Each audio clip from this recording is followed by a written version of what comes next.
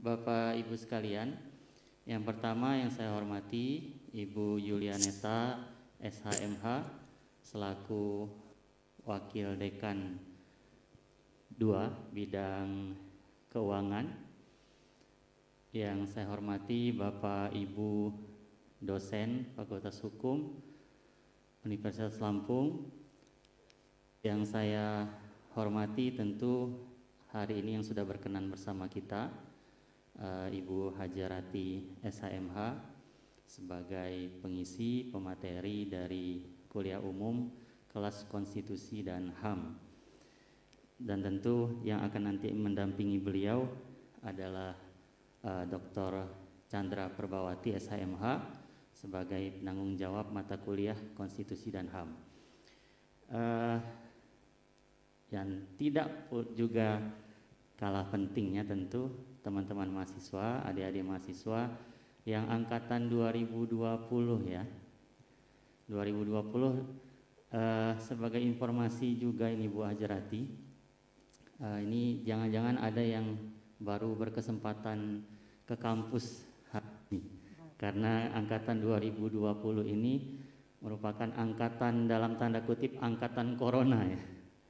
Jadi bertemu dengan pandemi sehingga belum pernah kuliah di kampus, lalu harus melanjutkan petualangan pembelajarannya melalui media daring. Hari ini kita seperti yang sudah diinformasikan akan menjalankan satu agenda dari bagian hukum tata negara dan merupakan tindak lanjut dari kerjasama dengan Kementerian Hukum dan HAM. Bersama kita sudah hadir Ibu Hajarati SHMH, beliau adalah Direktur Kerjasama HAM, Direktorat Jenderal HAM Kementerian Hukum dan HAM. Materi yang akan beliau sampaikan adalah terkait dengan kewajiban negara dalam perlindungan HAM dan bisnis. Karena waktu kita cukup sempit ya, hanya sampai pukul 10.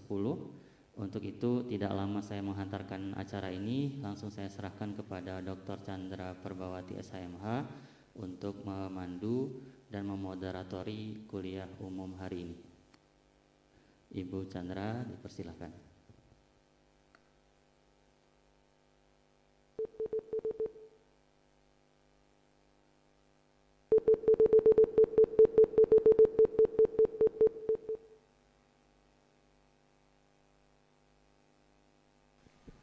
Assalamualaikum warahmatullahi wabarakatuh.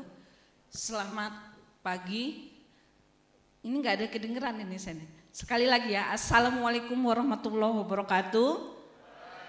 Alhamdulillah wa syukurillah pagi hari ini kita berkesempatan untuk bertatap muka ya untuk mahasiswa mungkin yang hari ini kuliah secara langsung ya setelah 2 tahun kita mengalami kuliah online. Ya puji syukur hari ini mungkin dari Ibu Hajarati SHMH itu Direktur Kerjasama Hak Asasi Manusia dari Kemenkumham akan memberikan kita kuliah ya secara online dalam hal ini mata kuliah Hukum Konstitusi dan HAM. Hari ini beliau akan menyampaikan tentang bagaimana tanggung jawab negara ya dalam ini terhadap hak asasi manusia terutama dalam bidang bisnis. Nah, ini hal yang menarik untuk kita ketahui ya. Sebagaimana kita ketahui ketika manusia menyandang hak dia sebagai penyandang hak ya artinya dia punya hak dan kewajiban. Ini adalah tanggung jawab negara dalam proses hal ini bagaimana negara melindungi, menghormati dan memenuhi segala apa yang menjadi tanggung jawab negara. Oleh sebab itu ya kita ingin mendengarkan kepada Ibu Hajarati SHMH ya ingin mendengarkan secara langsung atau secara online apa yang menjadi judul daripada perkuliahan kita hari ini. Mungkin kepada Ibu Hajarati SHMH ya saya persilakan. Baik Bu Chandra, Apakah suara saya terdengar? Kabar baik, Bu. Ya, Ibu, makasih. ya. Dipersilakan Ibu secara online untuk menyampaikan materi tentang tanggung jawab negara dalam ini di bidang bisnis. Silakan Ibu. Baik, terima kasih Bu Chandra. Assalamualaikum warahmatullahi wabarakatuh. Waalaikumsalam. Selamat pagi, salam sejahtera untuk kita semua. Alhamdulillah pada pagi hari ini kita semua dalam keadaan sehat. Ini mohon maaf saya tidak bisa menyapa satu persatu yang mungkin yang hadir di gedung yang hadir offline di Unila juga mungkin karena keterbatasan tidak saya bisa melihat siapa saja yang hadir, tapi tidak mengurangi rasa hormat saya menyampaikan rasa terima kasih diberi kesempatan untuk transfer nyulit, bukan memberikan kuliah sebenarnya ya. Seperti diketahui bahwa pada kesempatan ini saya memang akan memberikan kepada adik-adik mahasiswa, ini semester 5 ya?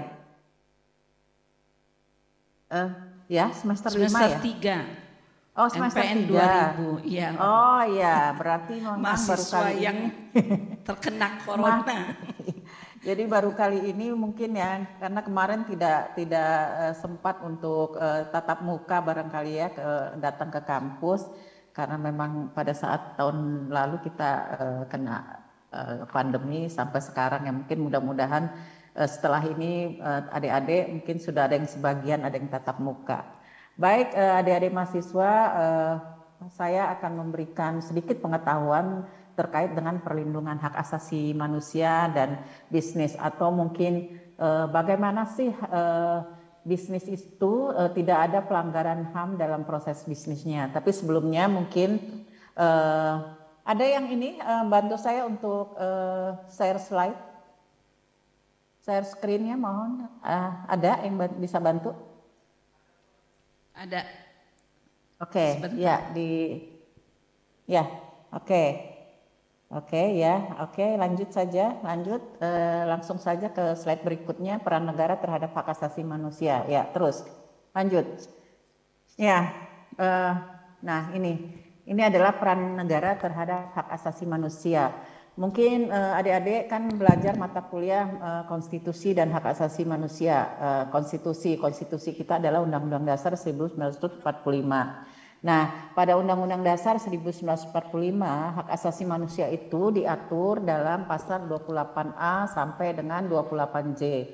Itu jelas ada di bab 10. Ini adalah mungkin perubahan atau amandemen yang kedua ya, kalau tidak salah tahun 18 Agustus 2000 ya, kalau tidak salah yang amandemen kedua terkait dengan ditambahkannya pasal-pasal yang mengatur tentang hak asasi manusia secara khusus yang ada di bab 10.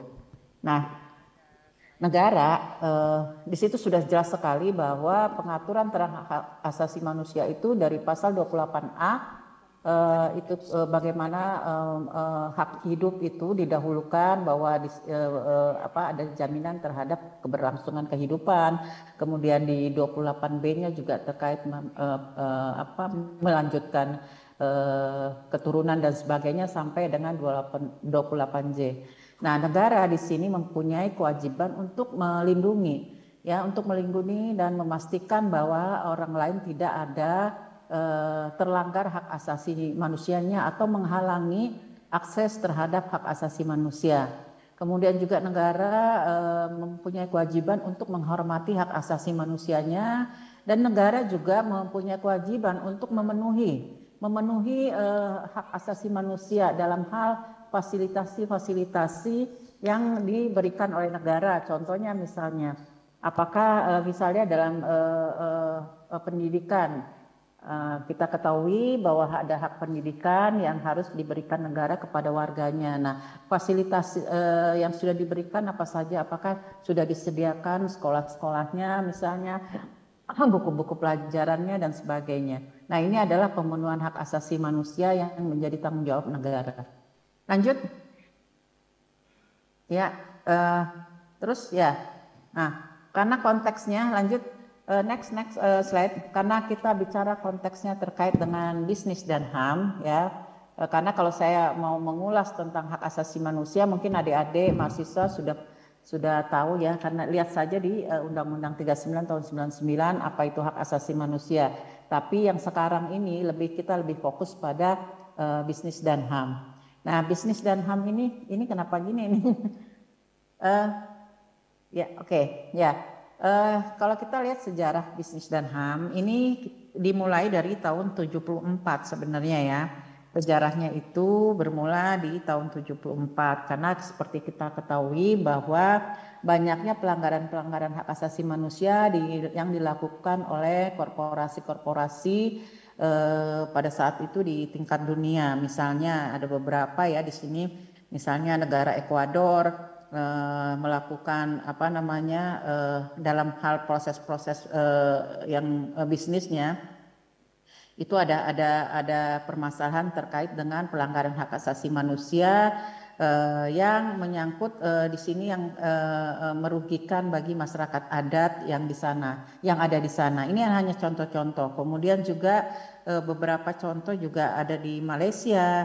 Itu Malaysia kalau tidak salah terkait dengan Borneo logging atau mungkin penebangan hutan yang dilakukan di Kalimantan oleh perusahaan Mitsubishi, kemudian juga di Australia, kemudian juga ada di New Mexico terkait dengan pertambangan yaitu uranium mining ya, jadi pertambangan uranium yang berdampak pada menimbulkan penyakit dan sebagainya sehingga ada pelanggaran HAM yang dilakukan oleh korporasi yang terlibat di situ dan pelanggaran HAM itu akhirnya berdampak kepada masyarakat yang menerima hal-hal negatif dari proses-proses produksi daripada perusahaan-perusahaan tersebut.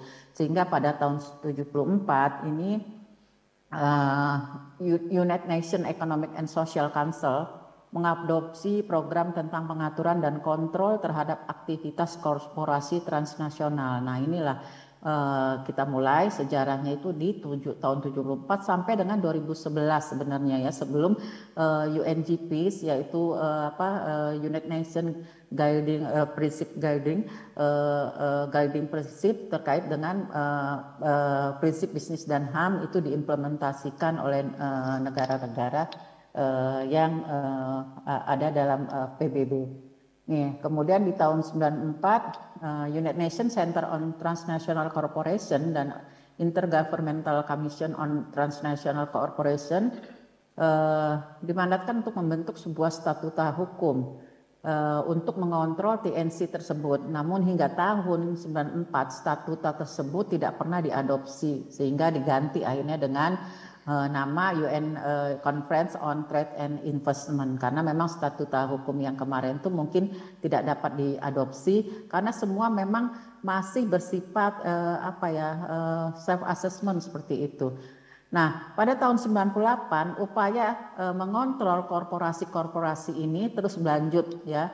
Akhirnya pada tahun tersebut di bawah UN Subcommission on the Promotion and Protection of Human Rights kemudian dikontrol lah ini pergerakan-pergerakan daripada korporasi-korporasi yang makin hari makin memang banyak melakukan pelanggaran-pelanggaran sehingga beberapa hak daripada masyarakat itu kemudian terlanggar. Nah, pada tahun 2005 Sekjen PBB pada saat itu adalah Kofi Annan menugaskan Profesor John Ruggie. John Ruggie ini kita kenal adalah seorang special reporter dalam bidang bisnis dan HAM. Artinya dia memang seorang yang memang pengamat hak asasi manusia di bidang bisnis. Nah, Prof. John Ruggie ini diberikan penugasan oleh PBB untuk membentuk suatu dokumen terkait dengan yang akhirnya sekarang dokumen itu adalah ya UNGPs ini mulainya adalah di tahun 2005. Ya, dia menyusun sebagai penyusun dari United Nations Global Compact, dan kemudian harus mengkaji isu-isu terkait bisnis dan HAM tersebut.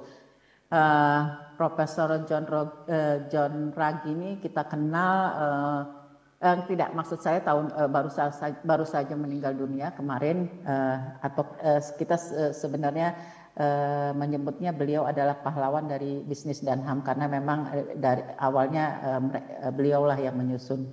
Kemudian tahun 2011 UN National Human Rights Council mengadopsi the Guiding Principle on Business and Human Rights atau yang kita kenal sekarang adalah UNGP melalui resolusi nomor 174 itu tanggal 16 Juni 2011 ya, dan dikenal juga dengan dokumen Ragis Principle. Nah, ini akhirnya UNGP itu kemudian diadopsi dan diimplementasikan oleh negara-negara terkait dengan bisnis dan HAM-nya. Nah, dengan UNGP ini negara-negara berkomitmen terhadap pengenalan dan tanggung jawab terhadap isu bisnis dan HAM di Indonesia. Kemudian juga turut berusaha memperkenalkan UNGP kepada masyarakat termasuk pelaku bisnis. Jadi di Indonesia itu sudah kita mulai pada tahun 2011 sebenarnya sejak UNGP ini diresolusikan oleh PBB di tahun tersebut. Lanjut. Iya. Nah, sekarang kita harus melihat relasinya mana sih hubungan antara bisnis dan HAM itu. Kan kalau kita ketahui, kalau bicara hak asasi manusia dalam konotasi kita kan selalu, yang ini orang awam ya, selalu berbicara tentang pelanggaran hak asasi manusia yang berat. Padahal hak asasi manusia itu sifatnya bersifat universal. Next ya, next slide-nya next. Universal dan untuk semua, artinya hak asasi manusia itu untuk negara dan untuk masyarakat dan juga untuk perusahaan. Nah, di mana sih relasinya? Nah, kalau kita lihat bahwa negara prinsip dasarnya adalah negara itu pengemban kewajiban utama untuk penghormatan, perlindungan, kemudian penegakan pemajuan dan pemenuhan hak asasi manusia. Kalau kita lihat di Konstitusi pasal 28I ayat 4 itu jelas bahwa penghormatan, perlindungan dan penegakan hak asasi manusia menjadi tanggung jawab negara. Nah, jadi negara punya tanggung jawab untuk memastikan pertanggungjawabannya kepada perusahaan-perusahaan dengan cara apa? Kemudian negara memberikan pertanggungjawaban kepada perusahaan. Jadi negara dalam hal ini adalah secara umum negara itu kan yang sudah saya sampaikan bahwa mengimplementasikan perlindungan, penegakan, pemenuhan, pemajuan dan penghormatan hak asasi manusia ini secara umum ini menjadi tanggung jawab negara. Tapi dalam hal bisnis ini seperti apa sih tanggung jawab negara? Nah, jadi secara khusus negara itu memiliki tanggung jawab untuk melindungi implementasi hak asasi manusia dalam konteks bisnis, yaitu dengan pembuatan kebijakan atau peraturan-peraturan yang efektif dalam hal pelaksanaan proses produksi atau pelaksanaan daripada terkait dengan perusahaan tersebut. Kemudian juga pemenuhan koherensi aturan hukum secara vertikal maupun horizontal yang terkait dengan bisnis. Jadi ini harus koheren antara peraturan yang dikeluarkan oleh pusat maupun yang ada di daerah. Kemudian juga negara memberikan panduan-panduan bagi pelaku usaha. Nah, panduan-panduan ini biasanya oleh instansi terkait, misalnya kementerian atau lembaga terkait. Misalnya di sini adalah Kementerian Perindustrian, kemudian Kementerian Tenaga Kerja, Kementerian Kelautan dan sebagainya yang memang mempunyai tugas-tugas terkait dengan usaha atau usaha-usaha dalam hal bisnis. Kemudian juga negara melakukan pengawasan serta kontrol terhadap implementasi hak asasi manusia dalam bisnis. Jadi negara ini memastikan, mengawasi bagaimana sih perusahaan itu dalam proses produksinya, proses perusahaan atau proses bisnisnya melakukan pelanggaran hak asasi manusia enggak? Penerapannya seperti apa? Misalnya apakah hak cuti pegawainya itu sesuai dengan ketentuan atau peraturan yang sudah dikeluarkan oleh pemerintah. Kemudian bagaimana dengan upahnya? upahnya sesuai nggak? Sesuai dengan upah minimum regional yang dikeluarkan oleh masing-masing wilayah misalnya.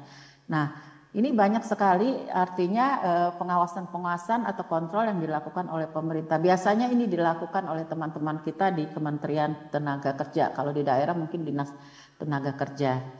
Kemudian juga tentunya memelihara dan meningkatkan sinergi dengan pemangku kepentingan baik di kementerian, lembaga maupun pelaku usaha.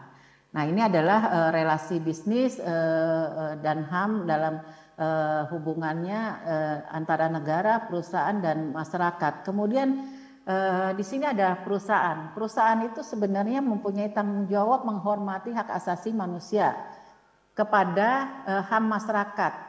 Dan HAM masyarakat juga untuk eksternal, tapi internal di dalam perusahaan itu dia juga harus mempunyai tanggung jawab untuk penghormatan hak asasi manusianya. Nah, seperti misalnya yang saya sampaikan tadi, apakah sudah diberikan hak-hak bagi pegawainya, bagaimana misalnya akses kesehatan, kemudian bagaimana dengan cuti, bagaimana dengan pengupahan, bagaimana dengan keselamatan kerja dan sebagainya, apakah sudah terpenuhi. Nah, adakah penghormatan sudah dilakukan oleh perusahaan itu secara internal. Kemudian secara eksternal misalnya dampak proses bisnisnya terhadap masyarakat sekitarnya bagaimana? Apakah ada pelanggaran HAM misalnya bagaimana lingkungan, adakah kerusakan lingkungan akibat dari proses bisnis dari perusahaan tersebut? Kemudian bagaimana masyarakat di situ, apakah misalnya karena ada perusahaan kemudian akses dia untuk jalan, untuk dan sebagainya, lampu dan sebagainya, apakah terpenuhi? Dan seharusnya kan sebenarnya sudah ada beberapa aturan yang sudah dikeluarkan oleh pemerintah ketika mendirikan suatu perusahaan itu, bahwa itu membuat masyarakat sekitar itu ada hal yang positif yang ada keuntungan bagi masyarakat sekitar ketika perusahaan itu berdiri di sekitar itu. Paling tidak ada rekrutmen tenaga kerja yang diambil dari warga sekitar, kemudian juga mungkin dibuatkan sekolah, kemudian dibuatkan masjid, tempat beribadah yang lain, ataukah mungkin dibuatkan balai-balai kerja atau tempat-tempat untuk masyarakat berkumpul dan sebagainya. Nah, kalau kita lihat di sini, bisnis yang mengabaikan hak asasi manusia dampaknya akan sangat buruk bagi masyarakat baik dalam jangka pendek maupun dalam jangka panjang. Ini akan kita lihat ya, bagaimana kita sering menonton kalau kita lihat berita baik di berita media cetak maupun elektronik, ini kan banyak ya berita-berita yang kita dengar bahwa air misalnya, air di sungai kemarin ada ya, saya lupa di mana, airnya tiba-tiba keruh atau berwarna putih, kemudian atau berwarna merah. Nah, ini adalah setelah diselidiki bahwa ini adalah hasil pembuangan daripada perusahaan-perusahaan tertentu yang dia hanya membuang limbahnya itu ke sungai. Nah, ini kan ada pengabaian, ini kan ada pelanggaran hak asasi manusia di situ. Pelanggarannya tentu saja bahwa masyarakat sudah tidak bisa lagi mandi dengan baik atau sudah tidak bisa menikmati semua itu dengan baik. Nah, kemudian ikan-ikan yang ada di dalam sungai yang mungkin biasanya dipancing oleh masyarakat untuk makan, tiba-tiba mati atau keracunan dan sebagainya. Nah, ini adalah pengabaian daripada perusahaan tersebut terhadap hak asasi manusia. Nah, ini bisa dalam jangka pendek maupun jangka panjang. Dan juga pengabaian hak asasi manusia itu juga akan berpengaruh besar terhadap keberlanjutan bisnis maupun penerimaan di pasar global. Contoh misalnya, ya sekarang ini kan Indonesia juga sudah mengadopsi UNGP untuk diimplementasikan di perusahaan-perusahaan yang ada di Indonesia. Jadi kita juga harus harus mengikuti implementasi dari UNGP tersebut. Nah, kalau misalnya ada perusahaan itu biasanya sudah melakukan ekspor, misalnya ekspor kopi, ya, karena kita tahu kopi Indonesia itu sangat terkenal. Nah, ternyata dalam proses proses bisnis atau proses produksi kopi tersebut ternyata dalam supply chain-nya, jadi rantai pasoknya itu memakai misalnya buruh anak-anak.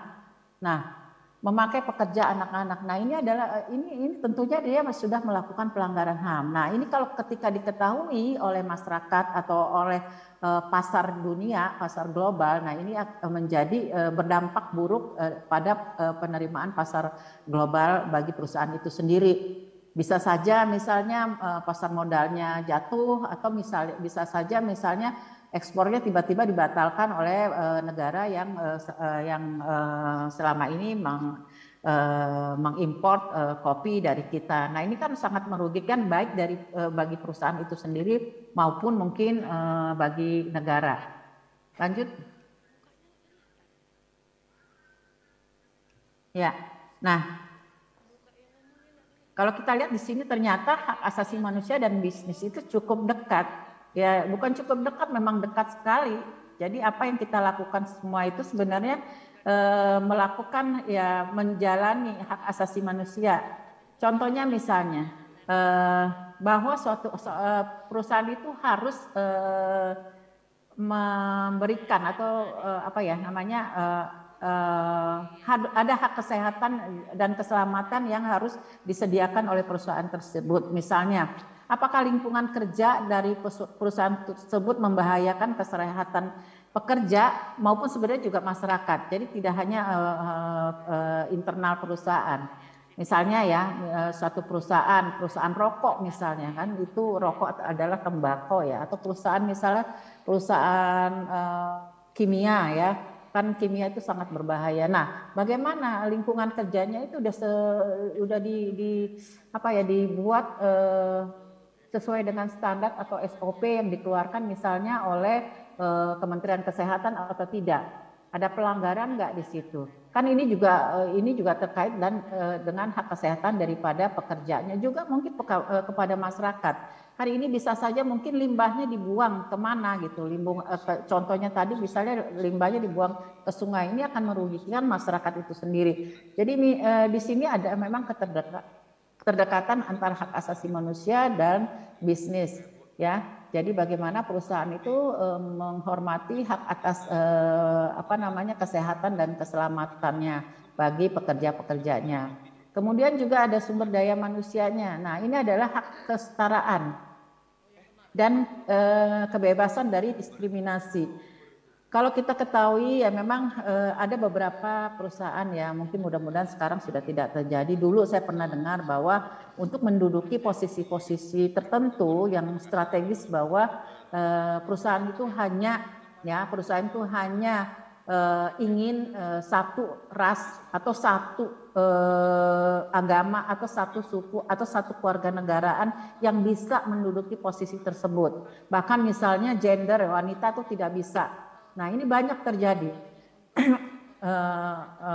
Kalau yang ini masih ada, tapi saya ada contoh gitu kan. Cuma saya nggak akan menyebutkan di sini bahwa memang ada satu perusahaan yang tidak mau dalam level misalnya direktur itu tidak akan menggunakan suku lain kecuali sukunya, tidak akan menggunakan agama lain kecuali agamanya. Nah, kira-kira seperti itu. Nah, ini adalah juga terkait dengan hak atas kesetaraan dan kebebasan dari diskriminasi. Nah, terus pemasok dan kontraktor ini juga terkait dengan hak untuk bergabung dengan serikat pekerja atau kebebasan dari perbudakan. Apakah misalnya perusahaan itu memberikan juga kebebasan berserikat kepada pekerja-pekerjanya. Kemudian juga dalam rantai pasok misalnya, apakah para pemasok juga menerima dan mentaati standar kerja internasional seperti pekerja anak, pekerja paksa, dan jam kerja. Ini sudah saya sebutkan tadi ya, bahwa misalnya di supply chain itu tidak ada lagi misalnya pekerja anak, kemudian juga jam kerjanya itu harus dibatasi ya sesuai dengan mungkin yang dikeluarkan oleh Kementerian Tenaga Kerja. Kemudian juga pekerja paksa, dan sebenarnya pekerja paksa itu juga tidak ada lah di negara kita. Apakah masih ada? Mungkin itu hanya ya kalaupun ada barangkali ini mungkin di luar sepengetahuan kami. Nah, kemudian juga ada tunjangan pekerja. Tunjangan pekerjanya itu apakah misalnya perusahaan itu memberikan jaminan sosial kepada pekerjanya. Kemudian upahnya itu sesuai nggak dengan standar hidup yang layak. Kemudian mereka terhindar nggak dari, maksudnya terbebas nggak dari diskriminasi. Nah, ini juga menjadi hak-hak yang harus dipenuhi oleh perusahaan. Kemudian ada keselamatan produk hak atas kesehatan. Kemudian produk yang dihasilkan oleh perusahaan tersebut berpotensi enggak terhadap pelanggaran. Misalnya produknya itu aman enggak? Produknya itu aman enggak bagi kesehatan? Bisa saja misalnya kan kadang-kadang kalau di perusahaan-perusahaan kosmetik lah contohnya. Nah, yang dibuat itu produknya itu aman enggak bagi kesehatan, bagi kulit dan sebagainya. Produk yang dihasilkan itu benar-benar harus ada uji kelayakan atau quality control yang memang harus dipenuhi oleh suatu perusahaan. Lanjut. Ya. Nah, ini adalah kerangka kerja 3 pilar dari bisnis dan HAM, di mana kita mengacu pada implementasi dari UNGP tadi. Ada 3 kerangkanya, yaitu to protect, to respect, dan remedy. Ya, jadi di sini ada perlindungan, kemudian ada penghormatan, dan ada pemulihan. Nah, perlindungan ini menjadi tanggung jawab negara. Tanggung jawab negara seperti yang saya sampaikan tadi di awal bahwa negara bertanggung jawab dalam implementasi HAM dalam konteks bisnis itu adalah utamanya adalah pembuatan kebijakan-kebijakan atau peraturan yang efektif. Nah, seperti kita ketahui bahwa kebijakan-kebijakan dan regulasi yang ada di Indonesia sekarang ini belum menjamin korporasi, belum menjamin suatu perusahaan atau korporasi untuk menghormati hak asasi manusia. Jadi masih belum sempurna kebijakan-kebijakan itu, masih banyak yang tumpang tindih. Kemudian ada peraturan yang memang berbeda dari peraturan yang ada di pusat dengan peraturan yang ada di daerah. Nah, itu adalah kondisi-kondisi peraturan yang memang sedang terjadi di Indonesia. Dan kebijakan yang diputuskan itu cenderung tidak koheren serta tumpang tindih, sehingga menyebabkan ketidakpastian hukum, terutama pada kasus-kasus yang terkait dengan korporasi. Kemudian juga pemerintah tidak mempunyai ekspektasi yang jelas terkait tanggung jawab korporasi terhadap hak asasi manusia. Nah, ini adalah kondisi-kondisi daripada peraturan-peraturan yang dikeluarkan pemerintah pada saat ini. Sehingga dalam pelaksanaan UNGP itu ada 3 pilar yang menjadi tanggung jawab negara adalah perlindungan untuk melindungi. Kemudian perusahaan adalah mempunyai tanggung jawab untuk menghormati hak asasi manusia. Tanggung jawab perusahaan untuk tidak melanggar hak asasi manusia yang diakui secara internasional dengan menghindari, kemudian mengurangi atau mencegah dampak negatif dari operasional korporasi tersebut. Nah, ini sudah saya contohkan tadi bahwa perusahaan itu harus memang tidak ada pelanggaran hak asasi manusia dalam proses bisnisnya. Kemudian juga di sini ada akses untuk pemulihan, yaitu to remedy tadi, bahwa ketika ada pelanggaran hak asasi manusia yang dilakukan oleh perusahaan, bagaimana pemulihannya? Nah, ini adalah perluasan akses bagi korban berdampak yang mendapatkan pemulihan yang efektif. Misalnya apakah ada bantuan hukum gratis bagi korban, kemudian juga mekanisme non yudisialnya seperti apa. Nah, ini juga perusahaan juga harus secara internal juga punya akses terhadap pemulihan bagi korban yang berdampak. Kemudian juga nanti negara secara eksternal juga akan memberikan akses terhadap pemulihan tersebut. Lanjut. Nah, ini adalah perkembangan bisnis dan HAM di Indonesia. ya sejak Profesor John Ruggie berkunjung ke Indonesia tahun 2013. Jadi 2 tahun setelah UNGPIS itu diimplementasikan di PBB ya dengan negara-negara internasional.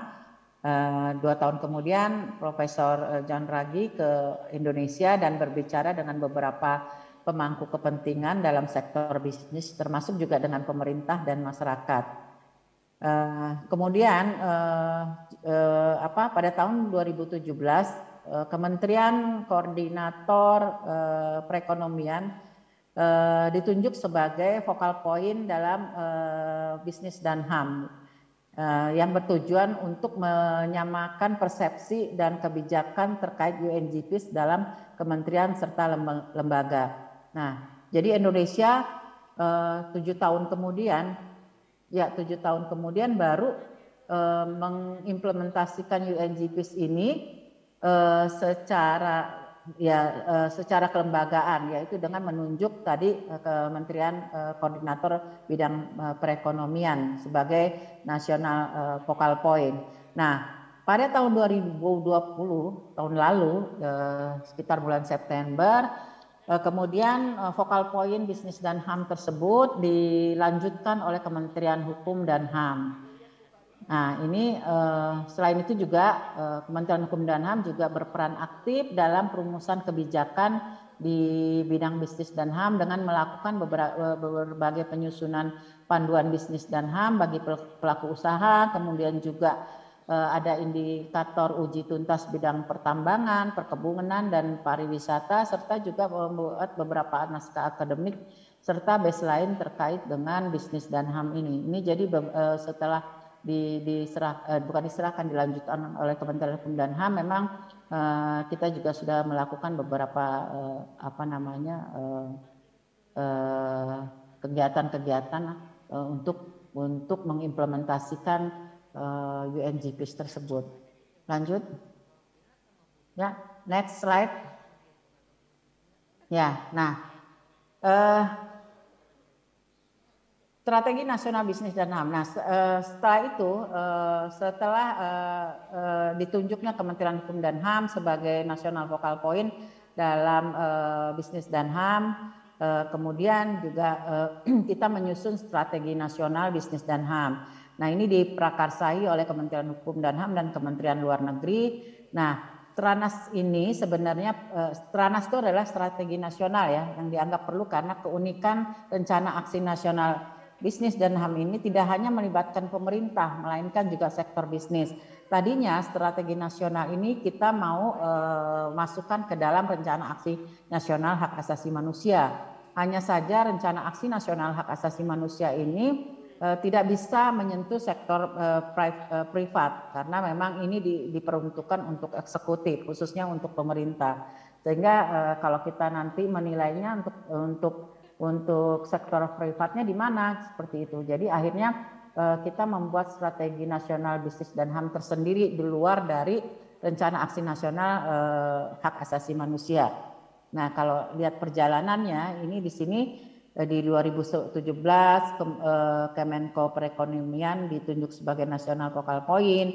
Kemudian setelah itu di 2018 kita juga sudah melakukan kajian atau kertas kebijakan terkait bisnis dan HAM yang dilakukan oleh Komnas HAM dan CSO.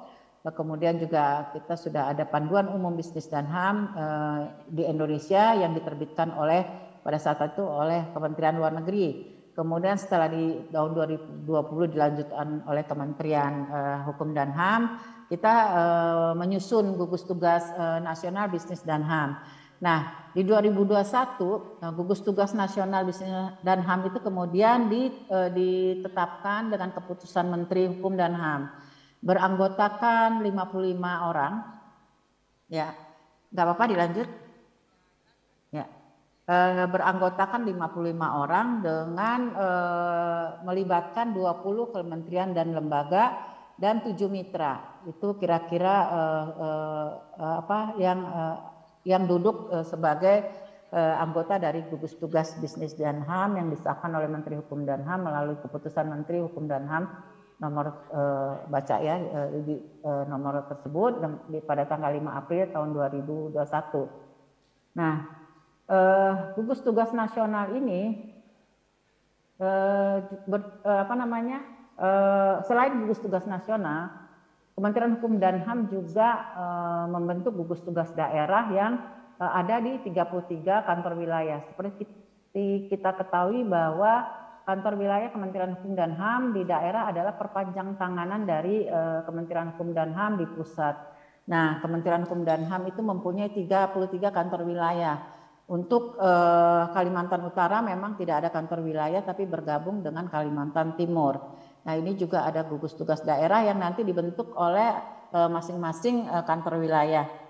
Nah, strategi yang tengah dibangun oleh gugus tugas nasional dalam mengimplementasikan bisnis dan HAM ke depan diantaranya adalah menyusun aksi prioritas bisnis dan HAM yang akan dievaluasi setiap 2 tahun.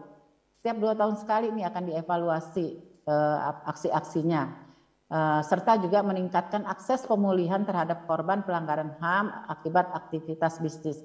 Ini sebenarnya tugas-tugas utamanya ya. Jadi ada prioritas aksi yang akan setiap 2 tahun yang akan dievaluasi. Nah, ini kemarin kita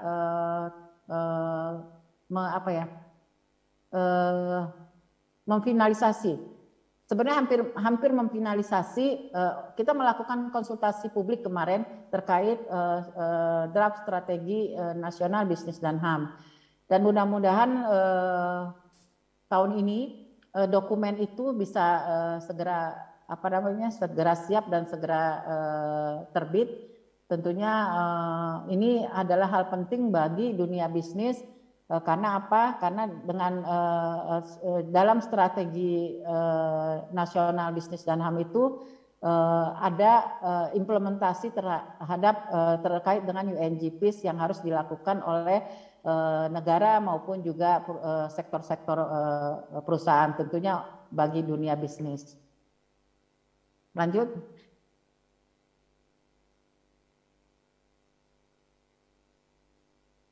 Ya. Oke, nah ini adalah uji tuntas hak asasi manusia atau kita sering menyebutnya due diligence bagi perusahaan-perusahaan dalam pengarusutamaan bisnis dan HAM. Uji tuntas ini adalah mekanisme bagi perusahaan dalam untuk melihat adanya kebijakan hak asasi manusia pada perusahaan, penilaian dampak kegiatan perusahaan pada HAM, melacak dan melaporkan kinerja dan adanya mekanisme komplain atas dugaan pelanggaran hak asasi manusia yang dilakukan oleh perusahaan baik secara langsung maupun tidak langsung. Ini adalah uji tuntas hak asasi manusia. Kemudian bekerja sama dengan Lembaga Studi Advokasi Masyarakat atau LSAM, Direktorat Jenderal Hak Asasi Manusia membangun suatu aplikasi yang penilaian resiko bisnis dan HAM di sektor bisnis ya aplikasinya, karena untuk untuk mengisi kekosongan aturan atau kekosongan tools alat untuk melakukan uji tuntas dari uji tuntas hak asasi manusia bagi perusahaan. Nah, uji tuntas HAM itu melalui aplikasi penilaian risiko HAM bagi perusahaan ini masih bersifat sukarela. Ya, kita namakan aplikasinya itu adalah aplikasi Prisma yang nanti mungkin setelah ini akan saya jelaskan. Aplikasi ini sebenarnya masih bersifat sukarela. Jadi perusahaan itu boleh mengukur dirinya, boleh enggak, ya tidak diwajibkan. Tetapi ketika dia mengukur dirinya dengan menggunakan aplikasi Prisma, nah ini akan banyak hal-hal yang positif yang akan didapatkan oleh perusahaan tersebut dari mulai awal, maksudnya sejak dini. Jadi mereka mengetahui apakah dalam proses bisnis atau proses produksinya ada pelanggaran-pelanggaran HAM atau tidak. Kemudian juga kegiatan perusahaan tersebut ada pelanggaran HAM enggak? Dan ini semuanya bisa dilihat, bisa diketahui ketika perusahaan tersebut menggunakan aplikasi Prisma tersebut. Nah, nanti ada scoring dan sebagainya. Akan kita lihat bahwa hasil scoring itu nanti kita lihat bahwa perusahaan itu dalam kategori apa, misalnya dalam kategori bahwa tidak ada pelanggaran HAM, atau kategori lain misalnya sedang dan mungkin cukup dan sebagainya. Nah, ini adalah aplikasi Prisma yang menjadi tools yang kita berikan kepada perusahaan untuk mereka menguji proses bisnisnya seperti apa, ada pelanggaran HAM atau tidak. Nah, aplikasi ini diluncurkan oleh Menteri Hukum dan HAM pada lanjut slide berikutnya. Aplikasi ini sudah diluncurkan oleh Menteri Hukum dan HAM pada tanggal 23 Februari 2021. Ini atas dukungan Kedutaan Besar Belanda, kemudian dengan teman-teman IGCN, Elsam dan Elsam. Ini kita resmikan peluncurannya untuk sebagai program aplikatif mandiri yang diperuntukkan untuk membantu perusahaan untuk menganalisa resiko pelanggaran HAM yang disebabkan oleh kegiatan bisnis yang bersangkutan. Nah, ini teman-teman adik-adik mungkin juga bisa membuka saja ya, kalau memang penasaran. Ini ada prismaham.id. Nah, bisa di situ apa sih sebenarnya terkait Prisma. Tapi ini kan sebenarnya diberlakukan untuk perusahaan. Tentunya perusahaan itu nanti mempunyai username, kemudian juga mempunyai password tersendiri. Jadi tidak semua orang bisa mengakses karena ini sifatnya rahasia. Hanya yang mengetahui adalah si pengguna, tentunya perusahaan itu, karena di situ nanti ada fitur-fitur terkait misalnya nama perusahaan, kemudian juga ada surat keputusan Menteri Hukum dan HAM terkait badan hukumnya seperti apa dan sebagainya. Nah, hanya mungkin dalam Prisma itu ada realisasi 3 pilar UNGPs yang seperti saya sampaikan tadi, ada tuh protect, kemudian ada tuh respect, dan ada akses terhadap pemulihan atau tuh remedy. Nah, ini kira-kira tiga pilar ini yang mencakup semua yang ada di aplikasi Prisma. Lanjut. Ya. Nah, ini kita juga sudah melakukan FGD terkait implementasi bisnis dan HAM serta pengenalan Prisma pada saat itu. Jadi dilanjutkan dengan FGD, dan pada saat launching Pak Menteri juga menghimbau setidaknya 100 perusahaan telah memanfaatkan aplikasi Prisma ini pada tahun 2021, dan kami memang belum mengecek ya, selaku Kementerian Hukum dan HAM, khususnya Direktorat Jenderal Hak Asasi Manusia adalah sebagai adminnya ya, sekretariat atau adminnya. Nah, di admin ini belum kita cek sudah berapa perusahaan sih yang sudah menggunakan aplikasi.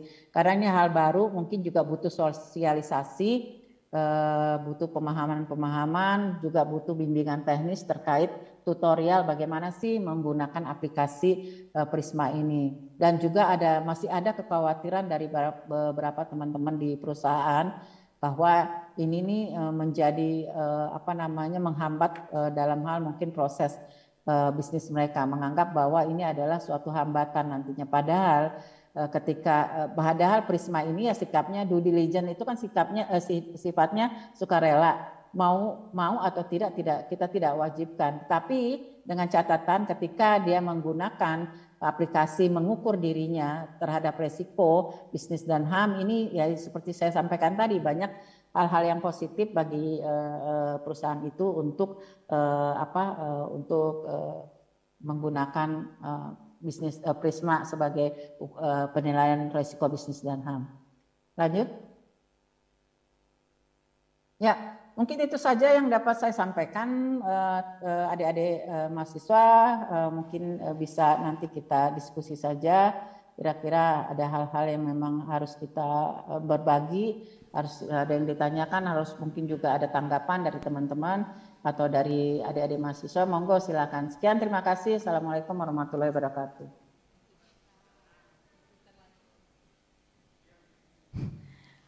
Cukup menarik apa yang telah diberikan dalam perkuliahan ini, Bu Hajirati ya.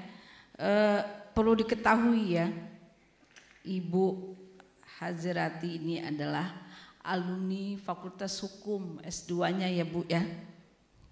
Kalau saya baca selintas di dalam CV-nya ya, memang saya dapatkan CV ini udah terakhir dari Ibu Yulineta. Kita lihat ya, Ibu Hajrati ini kelahiran Teluk Betung ya. Berarti orang Lampung Ibu ya. Ya. Dan beliau juga selama ini dari pengalaman-pengalaman sebagai direktur ya, yang sudah beberapa kali pindah, ini saya lihat dari kepala divisi Kemenhub Pelayanan Hukum dari Maluku, kemudian Riau, Jawa Timur, sampai dengan kembali ke Direktur Kerjasama Dirjen HAM Kemenkumham RI. Jadi begitu banyak pengalaman yang telah dapatkan oleh beliau.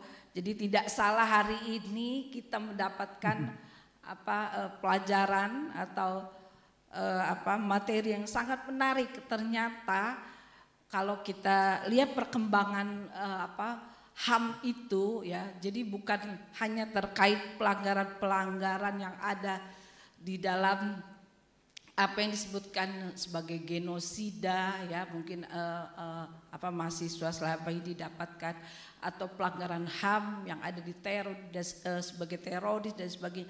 Ternyata pelanggaran HAM itu juga bisa didapat dalam hal ini, dalam hal bisnis gitu ya. Jadi korporasi ini menjadi menarik sekali ya Ibu. Untuk itu mungkin ada beberapa mahasiswa yang ingin bertanya kepada Ibu ya, silakan kepada mahasiswa yang ingin bertanyakan untuk termin pertama mungkin 3 orang dan selanjutnya nanti akan dibuka kembali. Silakan, ada ya. Sebutkan nama dan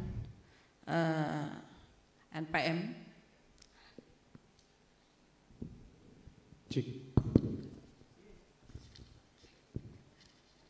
Baik, sebelumnya Assalamualaikum warahmatullahi wabarakatuh.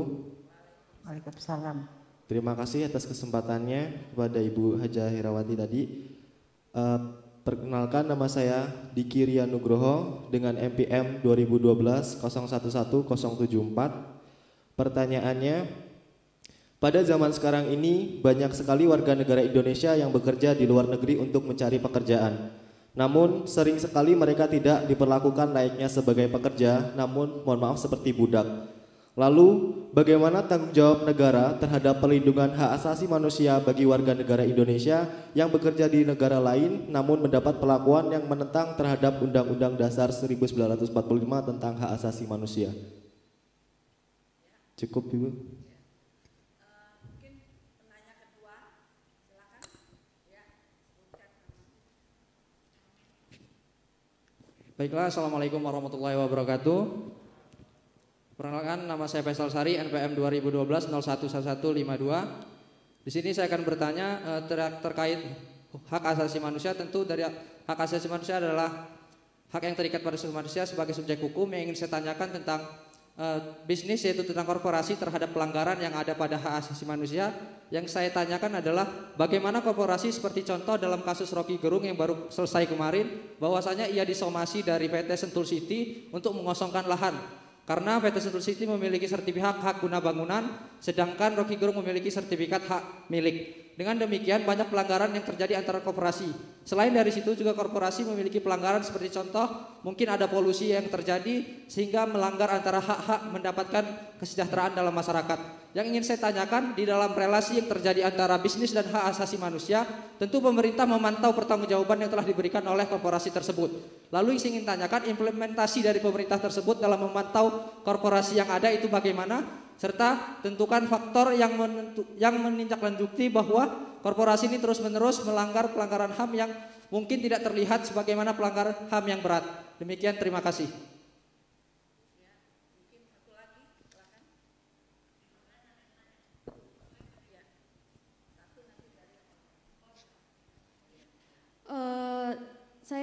Sumiati, NPM 2012011308. Di sini saya mau bertanya mengenai, kan terdapat kasus nih Bu, mengenai PT AIS itu yang mereka tuh memperkerjakan lembur pada wanita yang sedang hamil. Sehingga pada tahun 2019 itu terdapat 14 kasus keguguran dan kematian bayi yang baru lahir. Sedangkan pada pasal 76 Undang-Undang Ketenagakerjaan itu tuh ada aturan yang melarang perempuan hamil itu tuh tidak boleh bekerja gitu Bu. Namun mereka tuh tetap memperbolehkan bekerja, namun harus ada suratnya. Itu gimana Bu kalau misal terjadi keguguran lagi gitu? Terima kasih.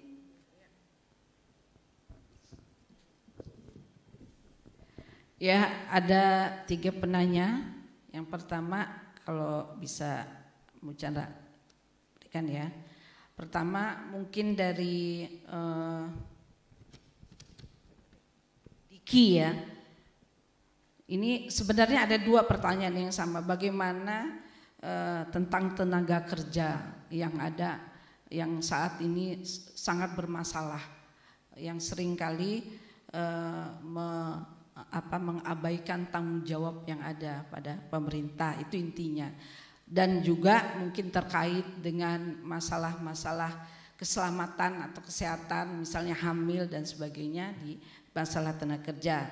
Kemudian ini juga ada bagaimana terkait dengan kasusnya Rocky Gerung gitu ya, dengan masalah Sentul, sehingga bagaimana sebenarnya tanggung jawab negara dalam hal selama ini apabila terjadi masalah dalam hal bisnis, terutama apabila menyangkut hak warga negara, itu intinya. Silakan Ibu kalau bisa. Baik, terima kasih. 3 pertanyaan ini sebenarnya hampir sama, mirip-mirip semua pertanyaannya. Jadi sebenarnya ini lebih pada pertanyaan-pertanyaan kasus ya. Nah, berangkat dari pertanyaan kasus-kasus ini, oleh karena itu kita Kementerian Hukum dan HAM khususnya dalam implementasi UNGPIS ini sebenarnya gara-gara inilah gitu, karena hal-hal ini kemudian banyak persoalan-persoalan pelanggaran hak asasi manusia yang dilakukan oleh masyarakat, oleh korporasi, sehingga merugikan masyarakat, baik merugikan pekerjanya sendiri. Contohnya tadi bahwa wanita yang hamil saja masih dipekerjakan, padahal menurut ketentuan Undang-Undang Ketenagakerjaan itu kan tidak boleh dipekerjakan, ada hak cutinya, bukan tidak boleh dipekerjakan. Tidak boleh lembur ya, ada hak cuti yang harus diberikan kepada wanita hamil. Jangankan wanita hamil misalnya, masa menstruasi saja ada hak cuti haid namanya. Nah ini adalah hak-hak yang terkait dengan hak perempuan dalam bekerja di suatu perusahaan. Jika perusahaan tersebut mungkin ya yang disampaikan Mbak Ayu tadi, artinya dia sudah melakukan pelanggaran. Nah, ini bagaimana sekarang instansi pengawasnya? Instansi pengawasnya adalah instansi yang terkait dengan ketenagakerjaan. Sudah melakukan pengawasan dengan baik atau tidak? Kan ada sebenarnya pengawasan ketenagakerjaan ini dilakukan oleh teman-teman di Dinas Ketenagakerjaan. Nah, hanya saja mungkin implementasinya yang tidak sampai ke sana, sehingga persoalan-persoalan seperti ini masih muncul. Perusahaan tersebut juga tidak memahami, sebenarnya tidak boleh, tidak memahami undang-undang yang terkait dengan ketenagakerjaan. Makanya ketika misalnya kalau misalnya perusahaan yang perusahaan AIS ya, PT AIS ya, kalau dia memakai aplikasi Prisma yang tadi saya sampaikan yang sudah dikeluarkan oleh Kementerian Hukum dan HAM, ini akan banyak mungkin kalau kita lihat mungkin skornya akan merah. Karena apa? Ini juga salah satu misalnya apakah hak cuti, apakah dia pekerja yang hamil masih dipekerjakan atau tidak. Nah seperti itu. Ini nanti bisa menjadi nilai merah bagi perusahaan tersebut. Ya, oleh karena itu ini sama aja ya pertanyaan juga dengan Faisal, kemudian yang terkait dengan bagaimana sih juga Mas Diki, bahwa masih banyak dilakukan tenaga kerja itu secara paksa sehingga seperti budak. Nah, berangkat dari persoalan-persoalan ini yang ada di lapangan, sehingga kita Indonesia kita membentuk suatu strategi nasional juga yang saya sampaikan tadi, bahwa Stranas Bisnis dan HAM itu memang sudah hampir selesai, dan mudah-mudahan ini ada legally bindingnya, diikat dalam ketentuan peraturan hukum, misalnya peraturan presiden ataupun peraturan menteri, sehingga dapat mengikat. Ini dapat kita implementasikan kepada perusahaan-perusahaan kepada perusahaan-perusahaan tersebut, sehingga nanti perusahaan-perusahaan tersebut sudah dampak terhadap pelanggaran HAM-nya mungkin akan berkurang. Ya, jadi ini kita ini berangkat dari persoalan-persoalan yang adik-adik sampaikan tersebut, di mana masih banyak sekali pelanggaran HAM yang dilakukan oleh korporasi. Dan mudah-mudahan dengan adanya gugus tugas nasional terkait bisnis dan HAM, adanya strategi nasional bisnis dan HAM, kita dapat meminimalisir pelanggaran HAM yang dilakukan oleh korporasi. Memang tidak mudah dan tidak gampang dan tidak dalam waktu yang secepatnya, tapi kita butuh waktu karena strategi nasional itu juga kita buat 2 tahunan. Kemudian implementasi dari aksi-aksinya itu juga akan kita evaluasi setiap tahun, bagaimana, apakah ini masih relevan atau tidak. Nah, nanti ada pengawasan ke lapangan, misalnya apakah implementasi dari strategi nasional atau aksi-aksi yang sudah kita tetapkan tadi dilakukan atau tidak. Bagaimana perusahaan tersebut mengimplementasikan aksi-aksi yang sudah kita berikan. Termasuk di sini mungkin sudah tidak ada lagi mempekerjakan wanita hamil sampai lembur. Nah, itu juga aksinya. Kemudian juga tidak ada pekerja paksa seperti itu. Kira-kira seperti itu. Kemudian juga tidak ada lagi misalnya perizinan yang melanggar ketentuan, seperti misalnya persoalan tadi yang disampaikan oleh Mas Faisal, ada persoalan dengan Sentul dan Pak Rocky Gerung ya, terkait dengan hak milik dan hak lahannya seperti itu. Nah, ini nanti juga ada dalam strategi nasional tersebut. Jadi yang penting sudah ada nih dokumennya ya. Jadi nanti tinggal kita implementasikan bagaimana, ya pokoknya yang mesti adik-adik pahami bahwa ini tidak mudah dan butuh waktu. Nah, sementara implementasi UNGPs ini dari tahun 2011 sampai tahun 2021 ini baru aja 10 tahun gitu loh. Jadi memang butuh waktu, apalagi di Indonesia. Di Indonesia baru tahun 2017 ketika Kementerian Koordinator Bidang Perekonomian diserahkan sebagai National Focal Point. Nah, ini baru kita kaji. Nah, sekarang baru kita buat strategi nasionalnya. Jadi ini implementasinya memang belum sampai ke situ. Tapi ini adalah bahan-bahan studi awal, baseline yang kita dapatkan baik dari masyarakat, dari teman-teman perguruan tinggi maupun dari laporan-laporan NGO, dari kementerian dan lembaga itu sendiri. Kira-kira gitu, Bu Chandra.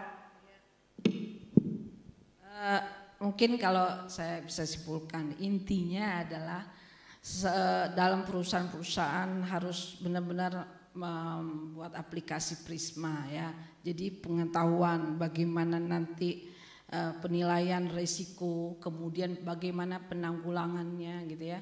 Itu yang mungkin akan menyelesaikan seluruh persoalan. Tetapi yang dikatakan Ibu Azrati ini adalah negara tetap bertanggung jawab dalam hal ini ya. Itu bagaimana dalam hal ini perusahaan juga harus tanggap ya. Artinya sosialisasi yang diberikan oleh pemerintah tetap berjalan, tapi perusahaan-perusahaan juga harus proaktif, itu intinya ya. Nah itu ini juga ada satu penanya, sebenarnya ini di luar ya. Kalau saya lihat kenapa dari ini Gabriela Ocha, kenapa selama ini pemberitaan pelanggaran HAM itu jarang ada di media sosial gitu, artinya nggak dipublikasikan gitu, sehingganya mungkin seluruh orang itu tidak mengetahui ini ada kasus gitu ya, tapi ada beberapa mungkin kasus secara pribadi malah diberikan di media sosial. Mungkin ada yang bisa Ibu berikan tanggapannya. Silakan. Baik, bentar Bu. Jadi kenapa pelanggaran HAM itu tidak terekspos? Ini kayaknya pertanyaan di ini ya, kolom chat ya. Iya. Iya Ibu. Ada dua. Iya. Ini mengapa pemberitaan pelanggaran HAM jarang dipublikasikan di media? Oke. Nah, sekarang ini sebenarnya pertanyaannya ada dua, jawabannya saya bisa sampaikan ada dua hal nih. Pertama, kalau melihat jarang diekspos, berarti tidak ada kejadian. Ini satu. Jadi tidak ada kejadian pelanggaran HAM, sehingga tidak terekspos. Ini ya, ini satu. Yang kedua, kenapa jarang, misalnya pelanggaran HAM itu jarang dipublikasikan? Sebenarnya bukan jarang, ada. Apa yang kita lakukan semua, apa yang pemberitaan misalnya di kejahatan-kejahatan atau kriminal. Nah itu kan semuanya adalah pelanggaran hak asasi manusia. Misalnya mencuri, membunuh, itu kan melakukan perampasan hak hidup. Nah itu terkait dengan hak asasi manusia. Hanya saja kita selalu berkonotasinya bahwa hak asasi manusia itu harus letterlock ditulis bahwa ini adalah pelanggaran hak asasi manusia. Padahal apa yang kita lakukan sepanjang hidup kita, ya seperti tadi yang disampaikan oleh Mas Diki ya, kalau tidak salah, bahwa hak asasi manusia itu melekat pada diri kita sendiri, kita gitu loh. Jadi melekat, nggak bisa kita pisahkan karena secara kodrati itu ada dalam diri kita. Jadi jangan letterlock melihat bahwa ada kasus pelanggaran HAM. Tidak seperti itu. Tetapi ketika adik-adik nih baca, misalnya tadi saya sebutkan ada misalnya ada pembunuhan, kemudian ada pencurian, ya terus apalagi kasus korupsi. Ini kasus pelanggaran HAM apa bukan? Nah kira-kira seperti itu. Ada hak asasi yang dilanggar nggak di situ? Nah kalau kita bisa membuka mindset kita bahwa oh iya kita menganalisis korupsi itu adalah mengambil hak, ya kan? Ada hak yang diambil oleh orang tersebut. Nah, ketika dia mengambil hak, berarti ada pelanggaran HAM, ada pelanggaran hak terhadap tersebut, ya kan? Nah, jadi memang kalau dilihat tadi bukan jarang, cuma kita tidak mengerti saja bahwa itu terkait dengan tinggal kita pilih, oh ini memang pelanggaran HAM atau tidak. Memang HAM dan hukum itu dua mata sisi uang yang tidak bisa dipisahkan. Kira-kira gitu Mbak, ini De Gabriel Ocha ya penjelasan saya. Iya, makasih Bu. Mungkin Gabriel. Ini ada pertanyaan dari penanya ada di Zoom ya. Saya bantu. Biar sambil memantau Zoom-nya ya Bu Hajarati. Yang sudah angkat tangan di Zoom ada, kita urut 3 orang pertama ya, Dias, kemudian Rohmat dan Ervi ya, sesuai dengan yang ada di layar. Jadi 3 penanya itu disilakan. Ini sementaranya ada 6 Bu yang ingin bergabung bertanya.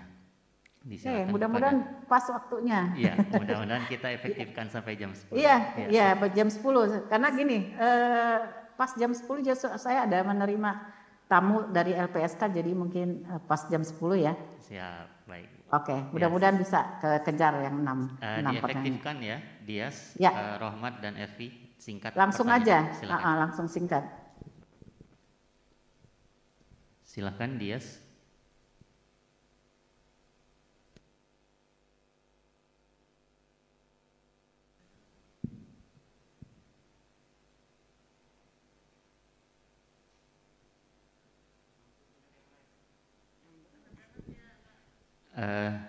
Kalau belum bisa ke Rohmat ya, silahkan Rohmat, biar efektif waktunya. Mic-nya sudah di setting terbuka ya, Bapak Operator. Ya, silakan Rohmat.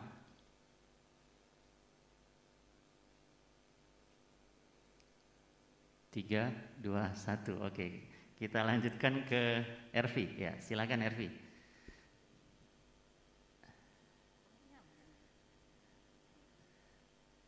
Nyambung nggak Zoom-nya? Hah? Zoom-nya nggak putus kan? Oh enggak.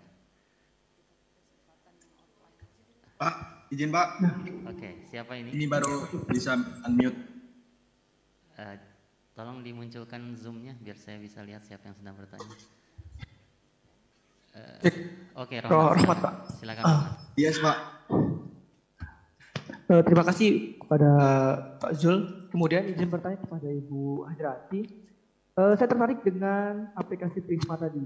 Kemudian ketika sudah membaca di website di Kemenkumham juga, yang rilis yang menjadi pertanyaan saya adalah ada 3. Yang pertama, apakah sifat dari peluncuran aplikasi Prisma yang berbasis website ini secara sukarela atau ada tindakan gitu mengharuskan dari Kemenkumham itu mengakses Prisma bagi bagi perusahaan-perusahaan yang di Indonesia. Kemudian yang kedua, aplikasi Prisma yang diluncurkan, apakah ketika sudah memberikan data, misalnya memberikan penjelasan kepada perusahaan, ketika nanti ada sengketa, bisakah data yang dikirimkan dari aplikasi Prisma dari Kemenkumham ini menjadi alat buktinya? Gitu. Ketika nanti ada sengketa di antara karyawan dan perusahaan. Kemudian yang ketiga adalah masalah ketransparan aplikasi Prisma ini. Apakah ketransparan aplikasi ini hanya dapat diakses oleh petinggi perusahaan atau oleh karyawan juga bisa Ibu diakses? Karena ini kan sangat penting di antara kedua belah pihak menurut saya. Sekian Ibu pertanyaan saya. Terima kasih. Kita kumpulkan dulu ya Bu Hajrati. Ya. Silakan Ervi. Baik, terima kasih atas kesempatannya. Mohon izin bertanya, pertanyaan saya kali ini lebih bersifat umum, Bu. Jadi HAM itu boleh dibatasi atau tidak ya, Bu? Mengingat HAM ini kan hak kodrati yang dimiliki oleh setiap individu seperti yang Ibu sampaikan tadi. Terima kasih. Singkat ya. Oke, singkat ya. Dias sudah bisa online suara? Bisa, Pak. Oke, silakan Dias. Mungkin ini tidak terkait HAM dan bisnis ya Bu, tapi terkait beberapa waktu lalu ada kawan-kawan kita di Tangerang itu ada pelanggaran HAM yaitu kekerasan oleh kepolisian.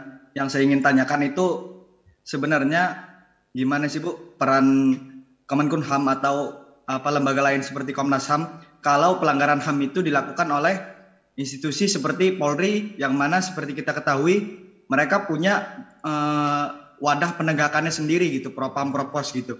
Apakah bisa mengintervensi Kemenkumham dan Komnas HAM ini untuk menegakkan pelanggaran HAM gitu? Terima kasih Bu.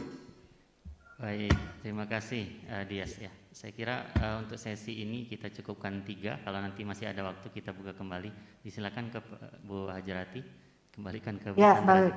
Ya, makasih. Ada 3 penanya, Mas Rahmat terkait aplikasi Prisma. Pertanyaannya, apakah aplikasi ini kan penilaian risiko mandiri bisnis dan HAM. Artinya due diligence, uji tuntas bagi perusahaan untuk melihat memetakan hak asasi manusianya dalam proses bisnisnya seperti apa. Nah, ini adalah sukarela. Self assessment tidak diwajibkan.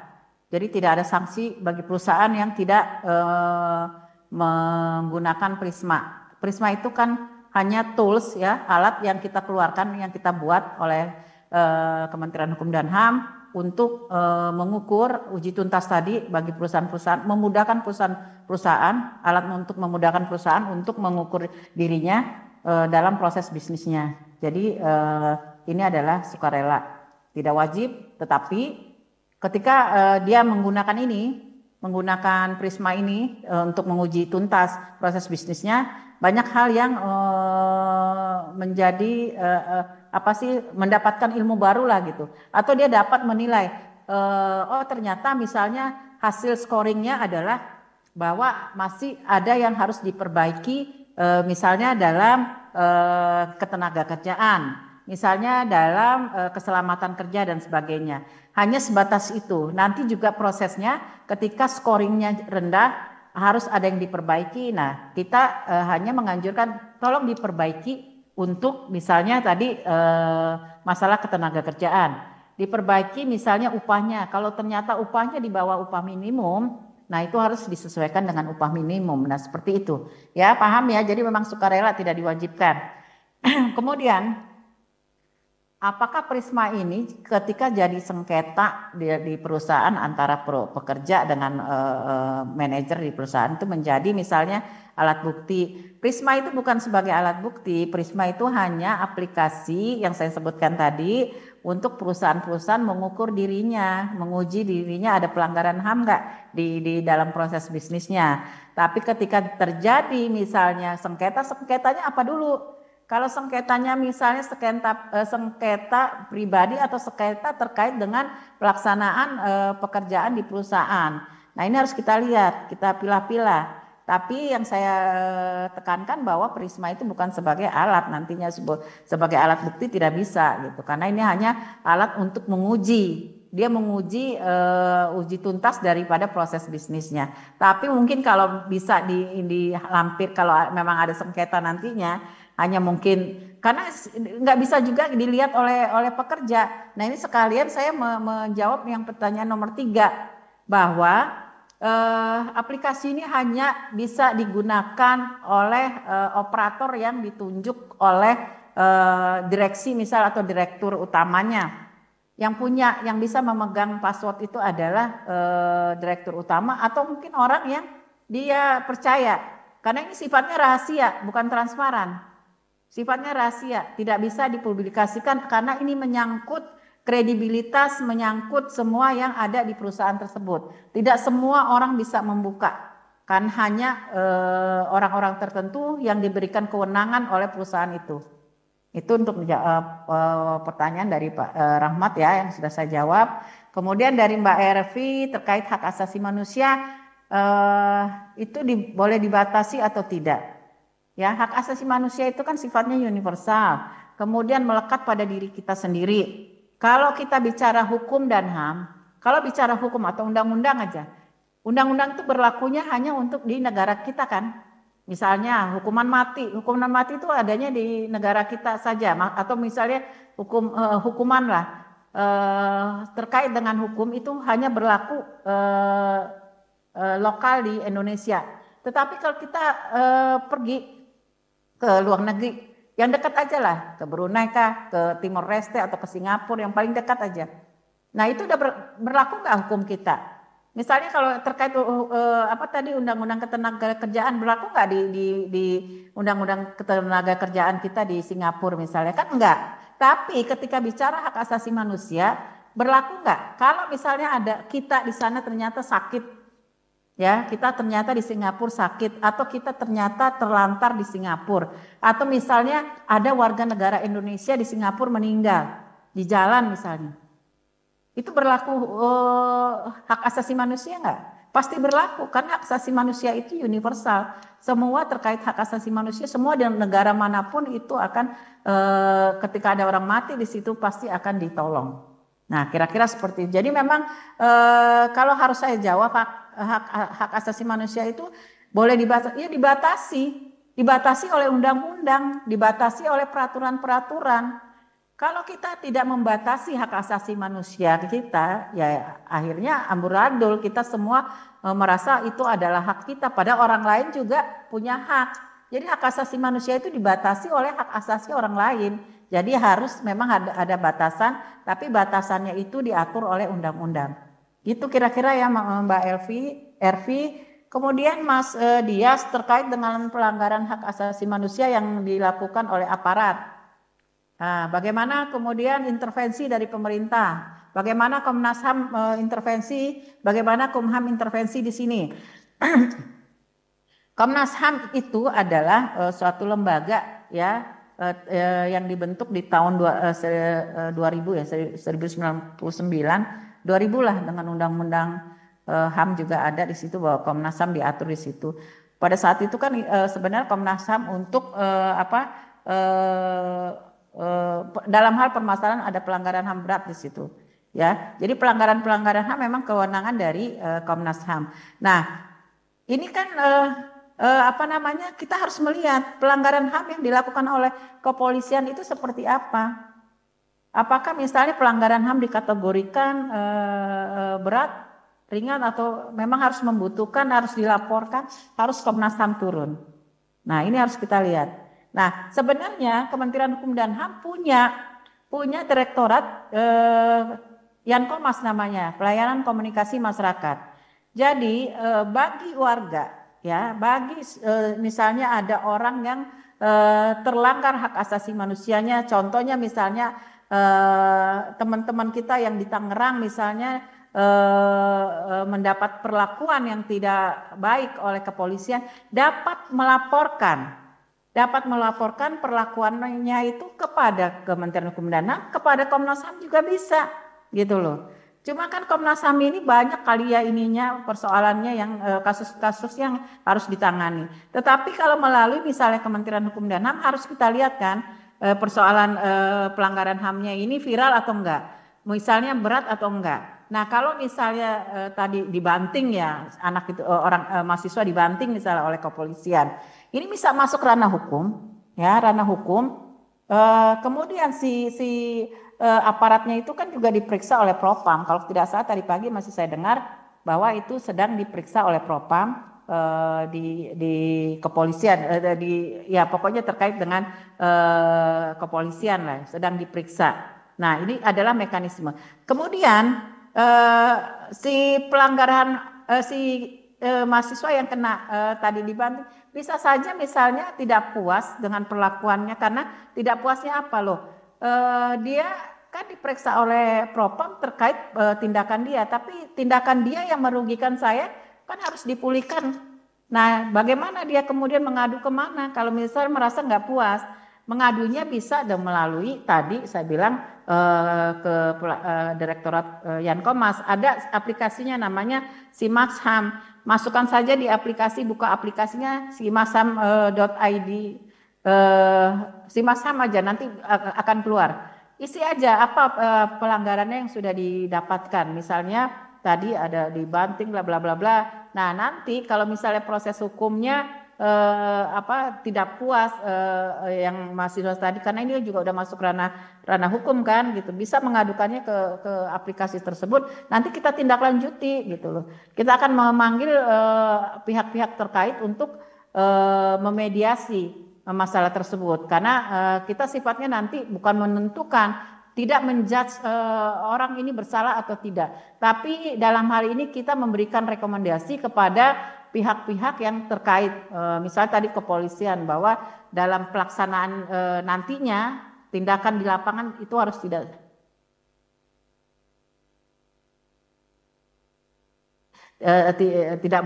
ada pelanggaran HAM, dan si korban harus dipulihkan haknya. Kira-kira begitu, Mas Dias ya.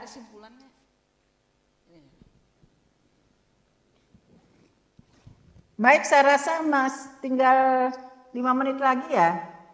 Saya kembalikan ke Bu Chandra. Ya, terima kasih Ibu Hajriati, karena ada Ibu Hajriati masih ada urusan lain yang sangat penting juga ya. Mungkin kita cukupkan untuk pertanyaan-pertanyaan ya yang diberikan kepada dari mahasiswa. Terima kasih. Kemudian ada beberapa, mungkin sebelum ini ditutup ya Bu, saya beberapa memberikan kesimpulan ya. Yang kita lihat bagaimana peran negara terhadap hak asasi manusia dalam hal ini tentang bisnis yang hari ini diberikan Bu Hajriati, itu memang semua apa yang termuat di dalam HAM itu sudah diatur dalam konstitusi. Itu pasal 28A dan sampai dengan 28J.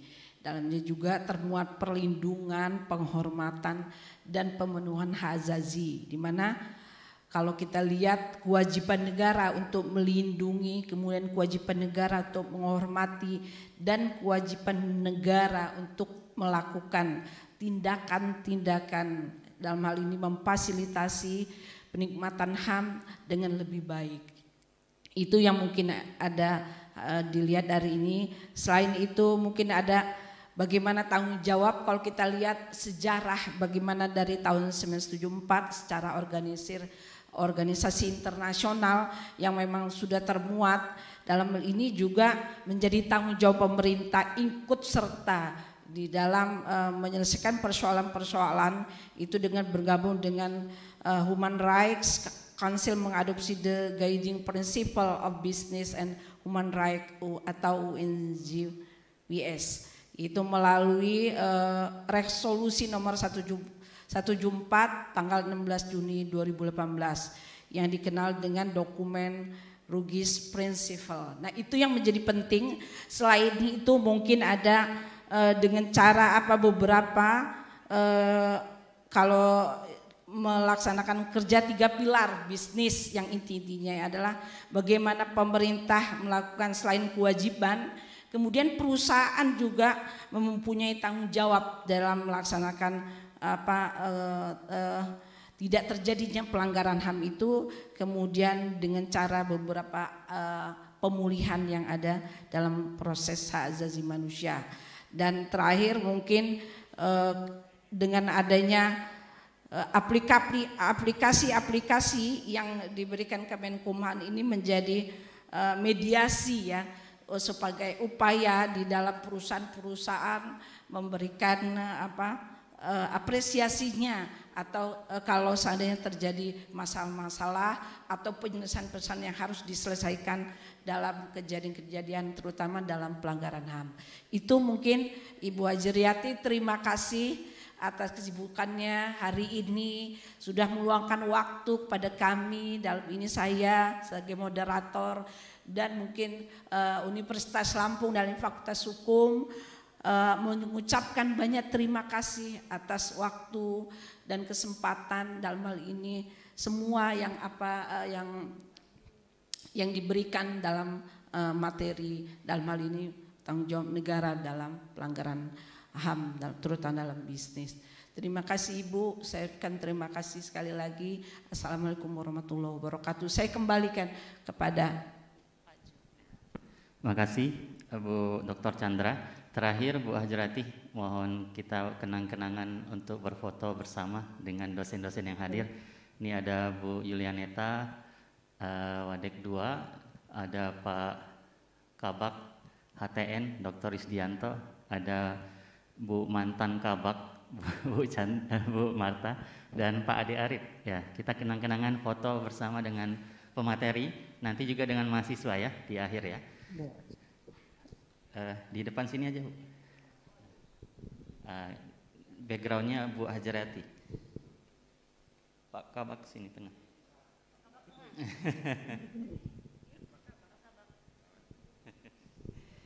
Oke. Aba-aba dari Pak Jeffrey ya.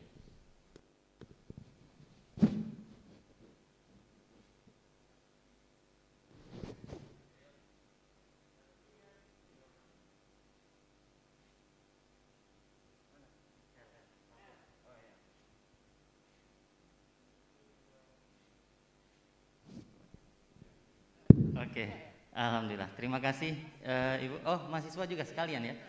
Masih 1 menit ya Bu. Ini Ibu sibuk ini. Ini silakan sini ke kiri kanan. Oh, ngadep sana. Bu Hajriatinya nggak ini nggak jadi background tapi. Ya.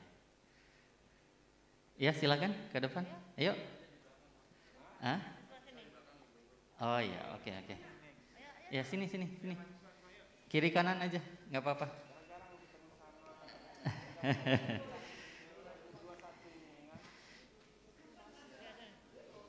Ya, silakan.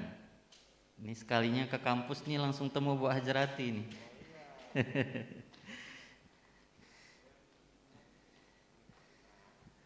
Oke. Ya boleh di belakang. Yang tinggi-tinggi nih. Tinggi-tinggi sini. Ya, belakang. Boleh. Kelihatan nggak? Sela-selanya aja. Agak sela-sela. Oke. Aba-aba, Pak Jeffrey.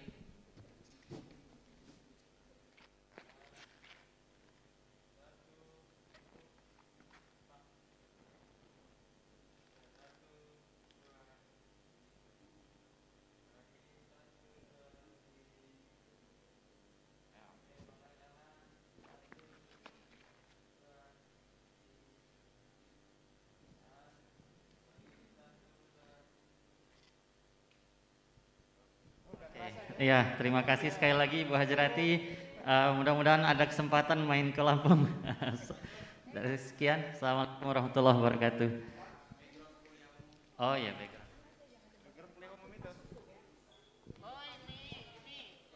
Satu lagi. Ya, ya mahasiswa. Oh iya, ya. Bisa dibuat lebih cerah nggak ini, Pak? Nggak kelihatan ini. Nah, cukup.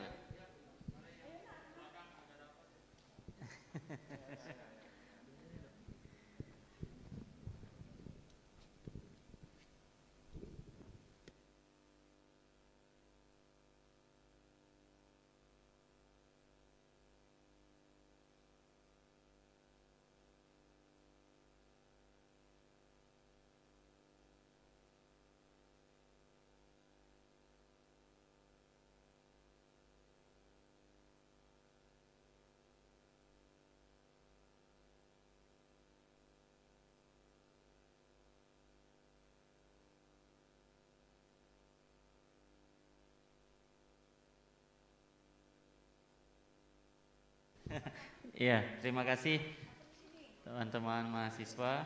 Silahkan. Ini mahasiswa. Ini. Oh, mahasiswanya Bu Chandra. Mahasiswa Bu Chandra ini khusus.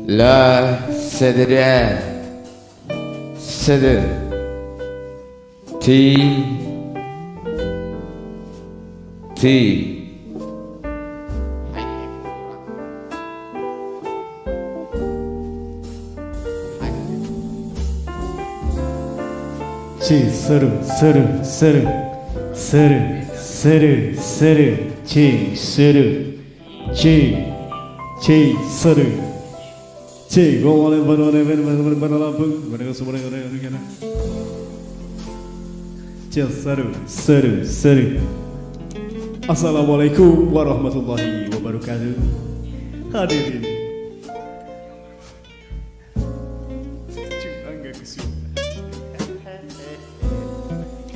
Cek seru taste mic cek seru cek seru cek one no cek tapi bagus.